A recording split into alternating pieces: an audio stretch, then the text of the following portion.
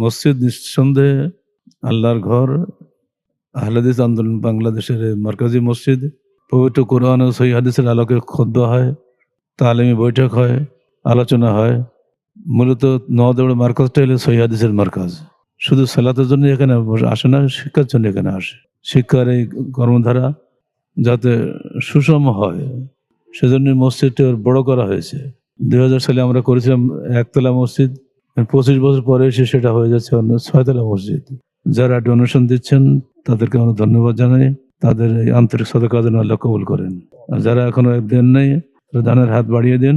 আল্লাহ পাক আপনাদের দানকে ডান হাতে কবুল করুন এবং আহলে হাদিস আন্দোলন বাংলাদেশের কেন্দ্রীয় মসজিদকে তার কেন্দ্রীয় মর্যাদা যাতে অক্ষুণ্ণ থাকে সেজন্য দোয়া করুন। আমিও দোয়া করছি খাস করে দেশি প্রবাসী ভাই বোনরা উদার হস্তে এই মসজিদের দানের জন্য, এই মার্কাজের দানের জন্য এগিয়ে আসবেন।